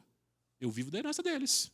A minha família não é assim, eu aceitei a Cristo depois, a minha família não tinha o histórico de quem tinha aceitado a Cristo antes, então eu estou vivendo da herança espiritual dela. E louvo a Deus por isso, não tenho problema nenhum com isso. Agora, eu estou construindo uma herança espiritual para os meus filhos. Eu estou construindo uma herança espiritual para os meus filhos. Encontre uma jovem temente ao Senhor. Se você é um rapaz, se você é uma moça, encontre um jovem temente ao Senhor. E eu te asseguro, eu estou casado há 27 anos, será uma bênção. Não vai ser fácil, não. Não procura uma mulher fácil, tá? E não procura um homem fácil. Uma mulher fácil vai te deixar no caminho. Uma mulher que te desafia, uma mulher que te ajude a crescer, uma mulher que realmente esteja do seu lado. E seja também esse marido, que seja do lado da sua esposa, que seja um desafio para ela. Não é para ser fácil, mas é para ser bênção, é para ter companhia, é para batalhar juntos, é para crescer juntos, é para desfrutar juntos da bênção de Deus. Mas encontre no Senhor. Então, cuidado com as alianças. A gente muitas vezes preocupa muito com o casamento, mas não é só isso. Sociedades, pactos e outros acordos que nós fazemos. Muito cuidado com quem você se associa. Muito cuidado com quem você se associa. A Bíblia diz que não há comunhão entre luz e trevas. Não andam dois juntos se não estiverem de acordo. Não faça pactos com alguém que não partilha da mesma palavra de Deus que você, que não vive os mesmos princípios que você. Agora, então, continuamos com Josafá. Ele volta para o seu reinado, os povos vêm atacá-lo, então, e agora, pela primeira vez, aparece na Bíblia um texto dizendo que Josafá teve medo. Se formos rapidamente ao texto da nossa lição bíblica, ele diz assim, no versículo 3. Então Josafá temeu e pôs-se a buscar ao Senhor. Quando Josafá soube, olha, agora estão vindo os inimigos contra você, vem Moabitas, vem o povo de Moabe, ou seja, Moabitas, vem o povo de Edom, e vem também o povo de Amon, Amonitas, Moabitas e Edomitas vêm contra você. Nesse momento, ele teve medo. Por que ele teve medo? Ele sabia que ele estava distante do Senhor. Ele já tinha sido repreendido pelo Senhor. Ele sabia que ele já tinha perdido ali, tido várias baixas no seu exército, porque ele foi brigar lá, lutar a guerra que não era dele, junto com o Acabe, e agora ele teve medo. Agora, ele ainda tinha um grande exército. Ele poderia ter, como o pai dele, ter ido na força pessoal dele. Mas dessa vez, ele não seguiu o caminho do pai. Dessa vez ele se lembrou, olha, meu pai fez o que não agradava ao Senhor, não se arrependeu e morreu no pecado dele. Josafá, ele se arrependeu. Ele teve medo. Queridos, nós precisamos ter muito cuidado com o excesso de confiança. Muitas das vezes você confia nos seus recursos pessoais. Muitas vezes você confia na sua capacidade, você confia na sua experiência, você confia na sua competência e você não confia no Senhor. Muitas vezes Deus está dizendo para você, não vá, não faça, não assine, não compra, não venda, e você vai na sua capacidade pessoal. Josafá deveria ter um exército ainda de milhares de homens. O exército dele tinha 1 milhão de homens quando ele foi para a guerra junto com Acabe. Eu não acho que tenha morrido a metade lá. Certamente morreu muito menos que isso. Vamos supor que o exército dele nesse momento tivesse 700 mil homens. É muito homem. É muito homem. Agora, ele não quis cometer o mesmo erro que foi no passado, na guerra que ele vai junto com Acabe. Deus disse para não ir, ele foi. Agora não. Agora ele teve medo. Então, o medo às vezes é saudável. Nós precisamos deixar o excesso de confiança e precisamos ter medo. Quando vier o inimigo, seja de onde ele vier, seja Edomitas, Moabitas, seja Amonitas, nós não temos tempo para falar sobre esses povos aqui, entender o que cada um deles representa, mas é que eles vieram todos juntos. Então, às vezes, a perseguição, a luta vem toda ao mesmo tempo. Às vezes, a enfermidade, é o endividamento, é o problema com o filho nas drogas, vem tudo ao mesmo tempo e parece que você está cercado, parece que não tem solução para você. Esse é o momento de ter medo. Esse é o momento de ter medo. Esse é o momento de deixar o excesso de confiança. Agora, tem coisa boa na crise? Tem bênçãos na crise. A primeira delas é voltar-se para Deus. Então Josafá agora ele volta para Deus. Ele se arrepende e ele volta para Deus. Ele vai falar com Deus, ele vai ouvir Deus e ele vai seguir Deus. Não dá tempo da gente discorrer todo o texto do 2 Crônicas, capítulo 20, mas se você ler, depois lê em casa, com calma, 2 Crônicas, capítulo 20, você vai ver que agora Josafá teme, Josafá então proclama jejum e oração. O rei não sabe o que fazer. O rei disse, olha, vem uma grande multidão contra nós e eu não sei o que fazer. O rei. Eu fico imaginando a situação, né? Imagina quando corre a notícia pela cidade, olha, os inimigos estão a 40 quilômetros daqui, e o rei mandou um recado. Qual o recado? Ele não sabe o que fazer. Os inimigos estão aqui 40 quilômetros. Mais 10 horas de marcha, eles chegam aqui. E daí? O rei não sabe o que fazer. Tudo bem que eles não avançaram em 10 horas. Demoraram um pouco mais para avançar. Mas o fato é, o rei não sabia o que fazer. Ele disse, gente, eu não sei o que fazer. Vamos orar. Vamos jejuar. E ela pregoa jejum e oração em todo o reinado. E todas as pessoas se unem com o rei para jejuar e para orar. Orar e jejuar. Elas oram e elas jejuam. Sabe o que acontece quando nós nos unimos em oração? Quando nós nos unimos em jejum e oração, quando nós temos um propósito comum? Deus fala. Aí Deus levantou outro profeta para dizer para ele, ô Josafá, preocupa não. Preocupa não. Essa batalha não é sua. Essa guerra ela é do Senhor. Muitas das vezes Deus quer falar a mesma coisa conosco, mas muitas das vezes, antes que Deus fale, nós já vamos para a briga. Antes que Deus fale, nós já vamos para a discussão. Antes que Deus fale, nós já vamos para o enfrentamento. A guerra não é nossa, mas nós vamos para o enfrentamento. Antes de ir para o enfrentamento, queridos, nós devemos fazer como Josafá. Primeiro reconhecer, olha, eu estou com medo. Está com medo? Reconheça, estou com medo. Existem situações que nós temos medo mesmo. Existem situações que não são completamente novas para a gente.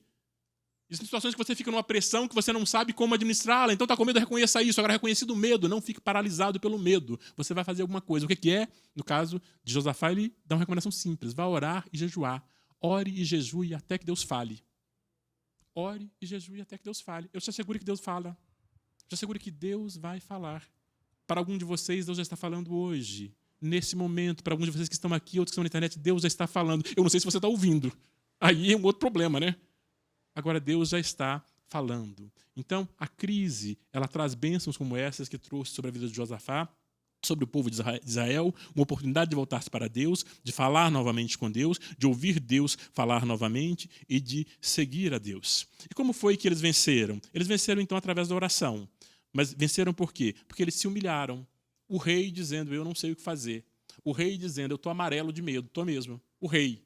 Não era qualquer um, não. Era o rei que tinha atrás de si um exército de milhares de soldados, mas que sabia que existem batalhas, aquelas batalhas que, como disse o salmista, se o Senhor não guardar a cidade, em vão vigia o sentinela, e se o Senhor não edificar a casa, em vão trabalham os que edificam. Ou seja, existem batalhas que só Deus.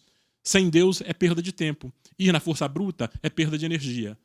Então nós precisamos, como a Josafá, reconhecer essas oportunidades e viver como Josafá, reconhecer e humilhar. Humilhar não é algo fácil para a maior parte de nós, ou para todos nós. Humilhar não é fácil. Reconhecer que você não sabe o que fazer. Imagina dizer para sua esposa, eu não sei o que fazer, não. Eu vou parecer menos homem, né? Imagina dizer para ela que eu não sei fazer. Ela vai achar que eu sou incompetente. Imagina dizer para os meus liderados, eu não sei o que fazer. Imagina dizer o que para a minha igreja, o pastor Flausilino, dizendo assim, gente, tem um problema aqui, eu não sei o que fazer. Que pastor é esse que não sabe o que fazer? Se nem o pastor sabe, imagina eu, né? Nem o pastor sabe, se nem o rei sabe, imagina eu, que rei é esse, né? Mas ele, quando não sabe o que fazer, ele ora, jejua, ele ouve, e Deus diz para ele, olha, você só vai fazer uma coisa, só vai adorar. Só vai adorar. Agora, então, pegue o exército, organize o exército, mas ordene na primeira fila. Você vai ordenar na sua primeira fila, você não vai colocar ali os seus carros de guerra, você não vai colocar ali os seus melhores soldados, não vai colocar a sua tropa de elite. Na primeira fila, você vai colocar os levitas.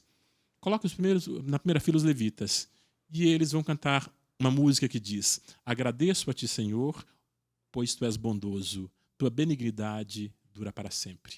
E a palavra diz que eles foram então para a guerra cantando, agradeço a ti, Senhor, pois tu és bondoso, tua misericórdia dura para sempre. Agradeço a ti, Senhor, pois tu és bondoso, tua misericórdia dura para sempre. A palavra diz que eles estavam descendo em direção a um vale, onde eles iam encontrar o exército do inimigo. Imagina vocês, 700 mil pessoas, 800 mil pessoas cantando essa música. E o que acontece? O inimigo lá no vale esperando eles para a guerra, e de repente houve um coral de 800 mil pessoas, 1 milhão de pessoas cantando uma música. Eles se confundiram. A Bíblia diz que os inimigos confundiram entre si, porque eles pensaram, peraí, o que está acontecendo? Eles já estão vindo, cantando e agradecendo. Se eles estão vindo, cantando e agradecendo, significa que alguma coisa extraordinária, alguma coisa sobrenatural já aconteceu e nós não sabemos. E aí, os inimigos se confundem entre si e aqueles 3 povos se matam. Se matam. Eles não tiveram que lançar uma flecha, não tiveram que sequer dar um tiro, não tiveram que matar um soldado, ter uma baixa ou dar uma baixa. Deus cuidou de que os inimigos se destruíssem entre si, enquanto, em meio àquelas calamidades, eles adoravam o nosso Deus. Então nós precisamos, como esse povo, como Josafá, aprender a adorar o nosso Deus em meio às calamidades. Está difícil? Adore. Está difícil? Adore. Vamos ficar de pé, rapidamente. Ô, Pedrinho, eu mudei de ideia aqui, é muito longo aquele hino, eu vou cantar um corinho com eles rapidamente aqui, que é exatamente esse que nós aprendemos agora. Agradeço a ti, Senhor, pois tu és bondoso, tua misericórdia dura para sempre. Vamos lá? Agradeço a ti, Senhor, pois tu és bondoso, tua misericórdia dura para sempre. Agradeço a ti, Senhor, pois tu és bondoso, tua misericórdia dura para sempre, dura para sempre, dura para sempre. Senhor, muito obrigado pela tua fidelidade. Muito obrigado pelo teu amor, muito obrigado pelo teu cuidado e a tua presença conosco. O Senhor é um Deus fiel, é um Deus que cuida, é um Deus que nos ama. Obrigado por falar conosco nesta manhã e por amor. Torna-nos sensível, Senhor, à tua voz. Ajuda-nos a seguir as orientações da tua palavra. Guarda-nos de alianças com os inimigos e nos ajude também a nos arrepender quando pecarmos e nos voltarmos para o Senhor, para que o Senhor encontre prazer em nós. Em nome de Jesus, as nossas vidas estão nas tuas mãos. As nossas crises estão nas tuas mãos. O nosso país está nas tuas mãos. E nós oramos por milagres, por intervenção sobrenatural do Senhor em nós, em nossa casa, em nossa igreja, na nossa nação. Oramos no nome de Jesus e te agradecemos por tudo hoje e sempre. Amém.